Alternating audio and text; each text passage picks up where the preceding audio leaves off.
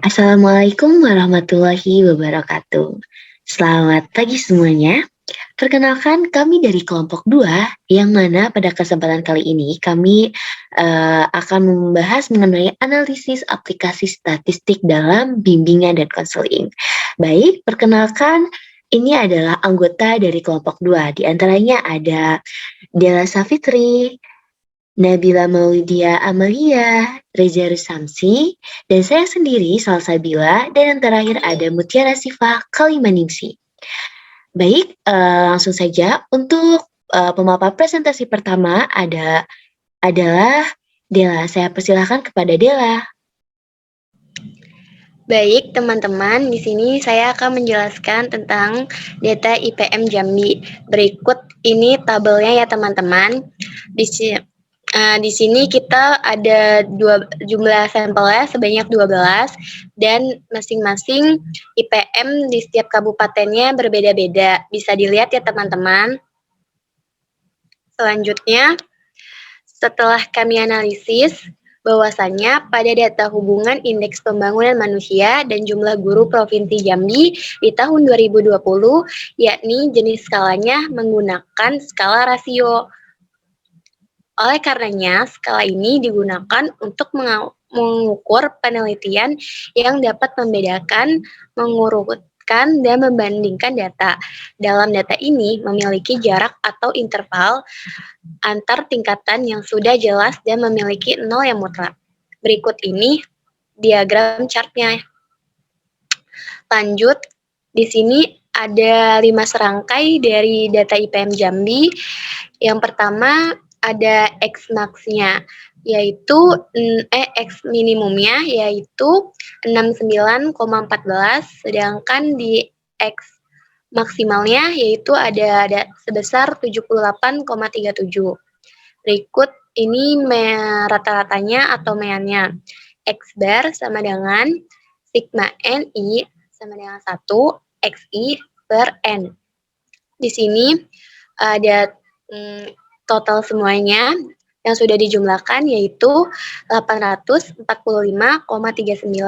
dibagi jumlah banyaknya data yakni sebanyak 12, yakni hasilnya jadi sebesar 70,44. Lalu di median ada Q1-nya. Rumusnya yakni X buka kurung N atau banyaknya sampel ditambah 1 dibagi 4. Q1 yakni totalnya sebesar 68,34. Dan di median atau sama dengan Q2-nya ada jumlah nilai sebesar 69,85. Dan di Q ketiga ada nilai sebesar 73,355.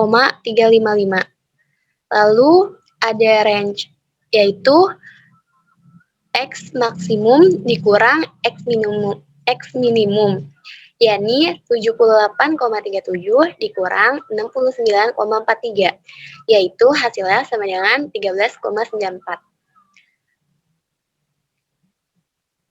Lalu di sini ada ragam, yakni rumusnya sigma NI sama dengan 1 FI atau frekuensi dikali XI dikurang X bar pangkat 2 dibagi sigma NI sama dengan 1 FI.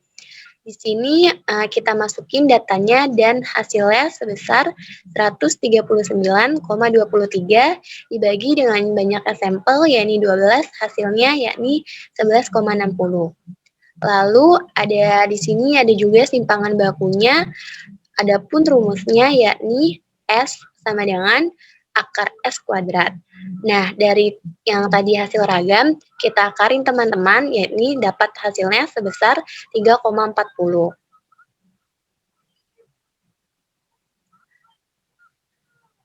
Lanjut, di sini saya juga akan menjelaskan tentang analisis data jumlah guru Provinsi Jambi. Berikut tabel data jumlah guru Provinsi Jambi di tahun 2020 ya teman-teman. Nah, di sini juga skalanya kita itu merupakan skala rasio. Karena ya seperti tadi, skala ini dapat mengukur penelitian yang dapat membedakan, mengurutkan, dan membandingkan data. Berikut ini diagramnya ya teman-teman, bisa dilihat sendiri. Lanjut.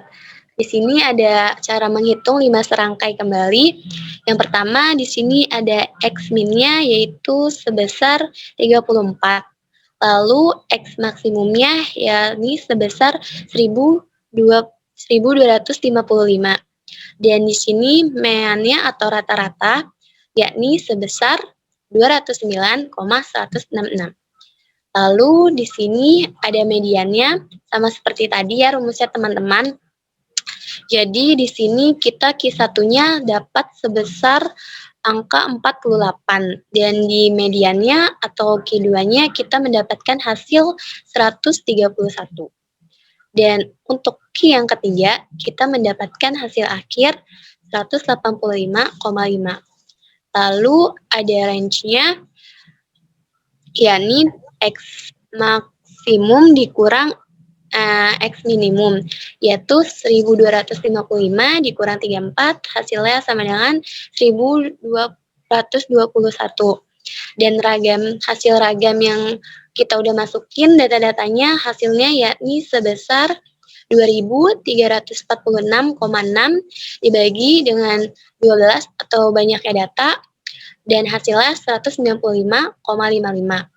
Dan simpangan bakunya yakni akar 195,55,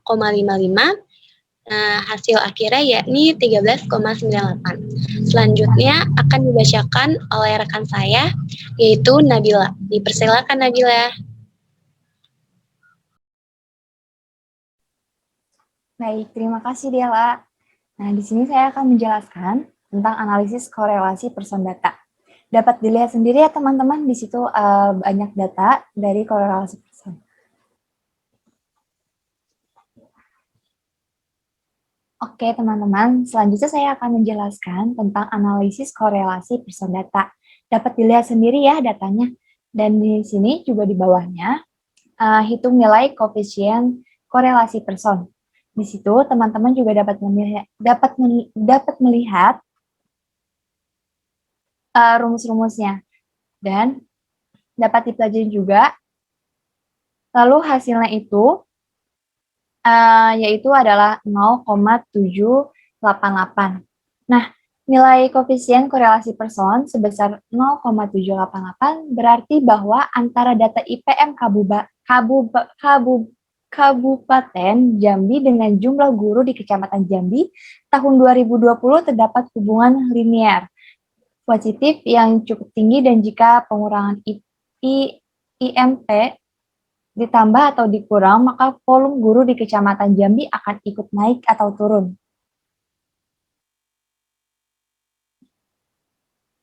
Nah, selanjutnya ada uji asumsi kenormalan data Y menggunakan uji Kolmogorov Smirnov. Nah, yang pertama itu, step pertama ada rumusan masalah. H0 sama dengan data berdistribusi normal, dan H1 sama dengan data tidak mengikuti distribusi. Dan yang step kedua itu ada menghitung mengikuti distribusi. Dapat dilihat sendiri ya teman-teman datanya.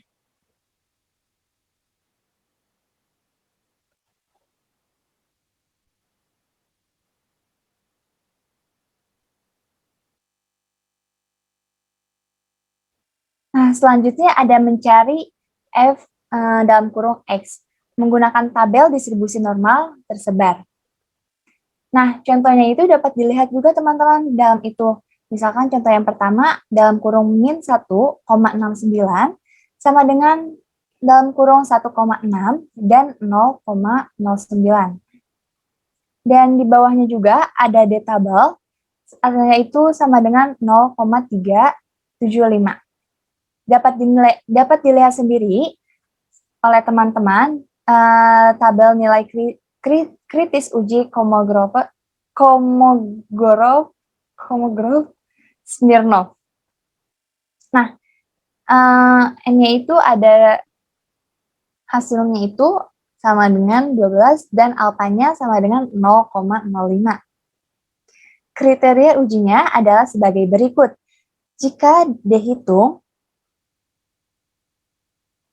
lebih lebih besar, lebih kecil dari D tabel, maka terima H0. Dan D hitung lebih kecil dari D tabel, maka terima H0. Nah, kesimpulannya yaitu D hitung sama dengan 0,4 dan D tabel sama dengan 0,375.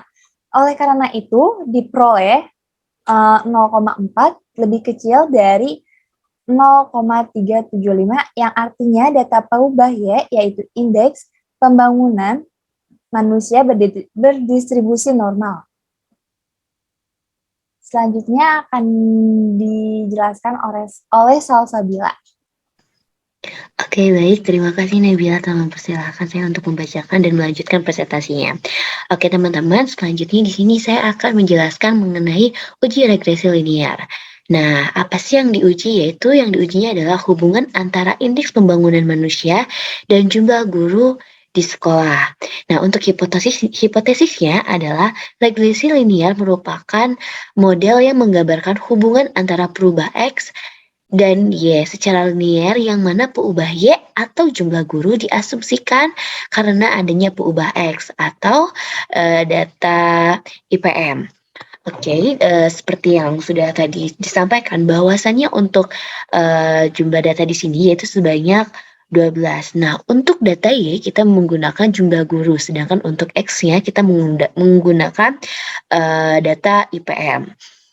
Nah, dapat dilihat di sini hal yang kita hitung yaitu terkait Y1 dikurangi Y bar, X1, maksud saya adalah XI dikurangi X bar, selanjutnya ada YI dikurangi Y bar, lalu dikalikan dengan hasil XI dikurangi X bar.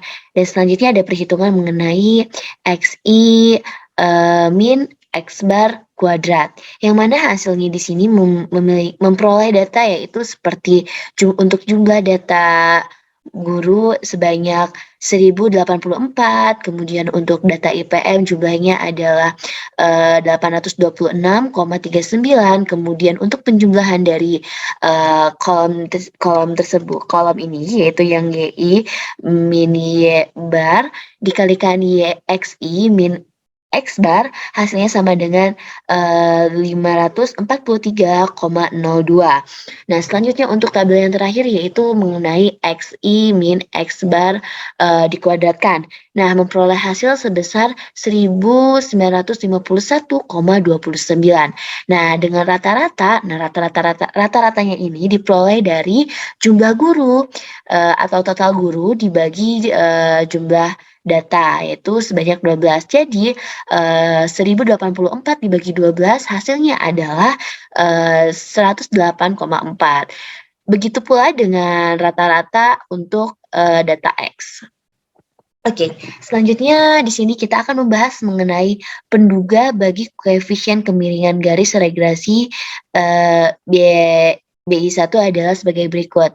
B1 ini teman-teman bisa kita sama-sama saling simak mengenai rumusnya, yaitu XI min X bar dikali YI min Y bar dan dibagi dari hasil XI min X bar kuadrat. Nah, yang mana dari hasil penjumlahan tersebut atau dari hasil pengakumulasian hal tersebut diperolehlah data sebesar 0,26.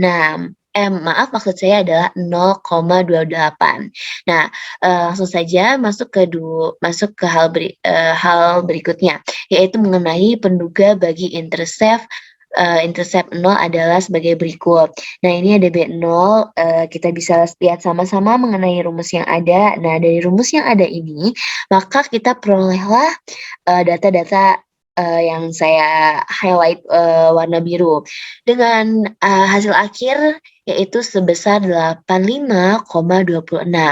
Nah, di sini adalah B0 adalah nilai dugaan bagi nilai rata-rata Y ketika X benar 0. Dalam kasus ini, tidak ada IPM yang memiliki jumlah guru sama dengan 0, sehingga B0 sama dengan 85,26. Hanya maksud saya adalah mengindikasikan jumlah guru yang berada dalam selang pengamatan. Nah, selanjutnya adalah mengenai dugaan persamaan regresi linear sederhana, yaitu sebagai berikut. Yang dalam hal ini adalah indeks pembangunan manusia sama dengan 8,5 maksud saya adalah 85,26 ditambah 0,28, yaitu jumlah guru. Nah, untuk selanjutnya mari kita bahas mengenai pembahasan uji T untuk analisis regresi, teman-teman. Nah, dalam hal ini tentunya langkah pertama yang kita ambil yaitu mengenai hipotesis. Nah, untuk hipotesis di sini untuk H0 B1 sama dengan 0. Nah, di sini itu artinya adalah peubah bebas X tidak mempengaruhi perubah respon Y. Nah, yang mana bila kita flashback, X ini adalah data IPM dan Y ini adalah jumlah guru.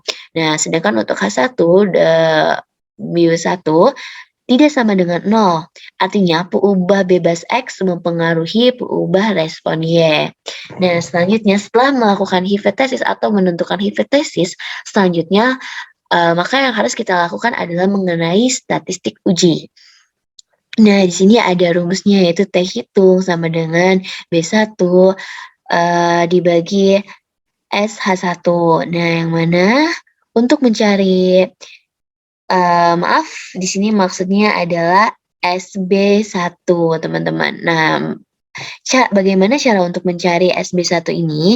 Nah, caranya teman-teman bisa masukin nih rumus ini. Nah, masukin rumus yang ada di sini. Selanjutnya, masukkanlah angka-angka yang sesuai dengan yang telah kita cari sebelumnya. Maka didapatlah hasil akhir atau didapatlah perolehan hasil nilai yaitu sebesar 24,324. Nah, untuk T hitungnya, T hitung ini adalah seperti yang tadi setelah saya singgung adalah untuk mencari statistik uji, yang mana di sini kan SB1-nya sudah ditemukan ya, nanti teman-teman langsung nih bisa masukin di bawah ini, yang mana jika diakumulasikan hasilnya yaitu sebesar 0,136. Nah, selanjutnya ini ada rumus T yang mana ya teman-teman bisa lihat di sini ya yang sudah saya highlight warna biru. Nah, maka diperoleh hasil sebesar 0,275. Nah, setelah kita mengujikan statistik uji, maka selanjutnya yang harus kita lakukan adalah pengambilan keputusan. Nah, karena seperti yang sudah kita dapat di pencarian sebelumnya, maka diperoleh T hitung lebih kecil dari T tabel. Gimana? Nah, jadi T hitungnya adalah 0,136, sedangkan T tabelnya adalah 0,275. Maka dapat disimpulkan atau maka dapat kita artikan bahwasannya H0-nya ini adalah diterima. Maka seperti apa kesimpulannya? Nah, kesimpulannya adalah jumlah guru tidak mempengaruhi indeks pembangunan manusia, teman-teman. Oke, selanjutnya mari kita masuk ke analisis seragam. Sama seperti halnya yang tadi, bahwasannya dalam hal ini juga untuk step pertama kita adalah membuat hipotesis. Namun dalam hal ini adalah hipotesis analisis seragam. Nah, uji F untuk parameter regresi dapat diperoleh dari tabel studi ragam. Hipotesis untuk uji F ini adalah H0-nya adalah variabel peubah X tidak berpengaruh terhadap peubah Y. Nah, izinkan saya untuk mengingatkan kembali bahwasannya X ini adalah data IPM dan Y ini adalah jumlah guru. Oke, lanjut ke H1. H1 ini artinya minimal ada satu peubah X yang berpengaruh terhadap peubah Y. Nah, bagaimana carinya? Nah, berikut ini adalah terkait perhitungan sumber keragaman untuk IPM versus jumlah guru. Nah, seperti halnya tadi, ini jumlah sampelnya ada sebanyak 12, yang mana Y ini adalah jumlah guru, dan untuk Y duganya, teman-teman bisa lihat dan simak terkait tabel Y2 ini. Kemudian untuk tabel selanjutnya yaitu kita mencari berapa sih masing-masing sampel ini jika kita cari mengenai Y duga I dikurangi Y bar kuadrat. Nah, maka diperolehlah hasil sebesar ini teman-teman, 548,62. Nah, yang mana rata-rata untuk Y ini yaitu sebesar 209,16. Nah, selanjutnya setelah mencari data ini, nah teman-teman bisa langsung mencari data Y1 min Y duga I kuadrat dan Y1 min maksud saya adalah Y1 min Y bar kuadrat. Nah, teman-teman di sini bisa kita simak sama-sama ya, bahwasannya masing-masing sampel memiliki nilai yang berbeda. Yang mana jika dijumlahkan untuk total dari Y1 min Y duga I kuadrat yaitu sebesar 47.406, maksudnya adalah 4.746.029,84. Cukup lumayan besar ya teman-teman. Nah, begitu juga dengan jumlah total terkait Y min Y bar kuadrat yaitu sebesar ini teman-teman. Oke. Nah, langsung kita masuk mengenai pembahasan tabel sidik ragam untuk jumlah guru dan IPM. Nah, di sini itu ada nomornya teman-teman, yang mana dari nomor-nomor ini sumber keragamannya yang harus kita cari yaitu mengenai regresi, galat, total, DB, JK, KT, dan F gitu. Nah, teman-teman di sini dari data yang telah kita peroleh di atas kita masukkan nih ke dalam ini.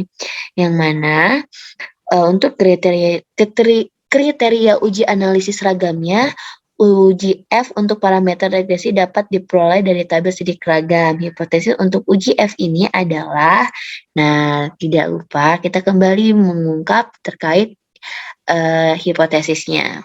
Nah, untuk H0, B1 ini sama dengan 0, maka koefisien regresinya sama dengan 0.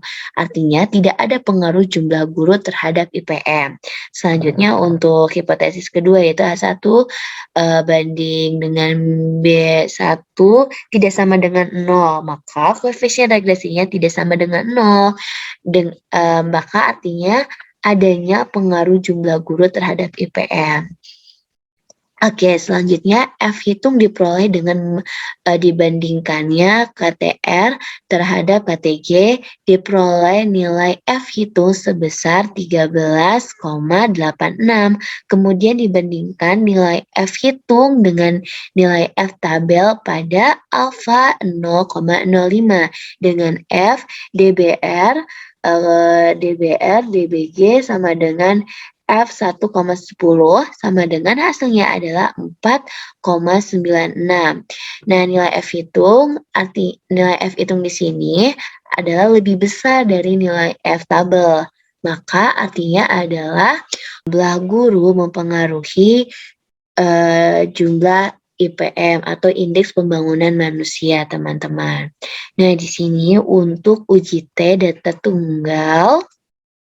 Nah, di sini ada UJT data tunggal atau varied sample t-test. Yang mana hipotesisnya adalah H0 mu sama dengan mu 0. Artinya apakah teknik self-management tidak dapat mengurangi perilaku prokrastinasi akademik peserta didik kelas 8 SMP Negeri 2 Bandar Lampung. Kemudian untuk H1 mu tidak sama dengan mu 0, artinya apakah hipotesisnya adalah apakah teknik self-management dapat mengurangi perilaku prokrastinasi akademik peserta didik kelas 8 SMP Negeri 2 Bandar Lampung. UJT digunakan jika jumlah sampel yang diteliti kurang dari 10. Dengan alfa yang digunakan adalah 0,05. Maka wilayah kritiknya yaitu T hitung dengan rumus tersebut atau T hitung dengan rumus seperti ini. dengan alfa dibagi 2 adalah derajat bebas pertama dan N dikurangi 1 adalah derajat bebas kedua. Maka untuk rumus T hitungnya yaitu X bar dikurangi mu 0 dalam kurung S dibagi akar dari N. Nah, untuk uji T data tunggal, itu teman-teman bisa kita simak dulu terkait tabel yang ada dalam gambar. Oke, setelah itu maka kita akan menentukan T-tabelnya. T-tabelnya ini adalah T alfa dibagi 2 dikali N-1. Nah, teman-teman bisa dilihat nih di sini, ini adalah DB2, derajat bebas kedua, yang mana N ini kan kita ada 5 ya teman-teman. Nah, ini 5 berarti 5 dikurangi 1 sama dengan 4.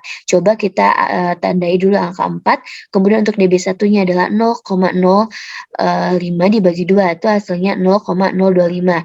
Maka diperolehlah hasil seperti ini. Nah, kita garis. Nah, kan di sini ada 0,975, berarti kita tarik dari sini, teman-teman. Maka dihasilkan untuk T hitungnya yaitu sebesar 29,294 lebih besar dari T tabel yaitu 2,776. Maka H0 diterima, artinya self-management efektif untuk mengurangi perilaku prokrastinasi akademik peserta didik di SMP Negeri 2 Banjar Lampung, teman-teman. Sampai di sini pembahasan dan presentasi kelompok kami. Oke teman-teman, semoga kita bisa bertemu di kesempatan lainnya dalam keadaan sehat walafiat. Mohon maaf apabila banyak kesalahan dan kurangnya kelengkapan materi yang kelompok kami sampaikan.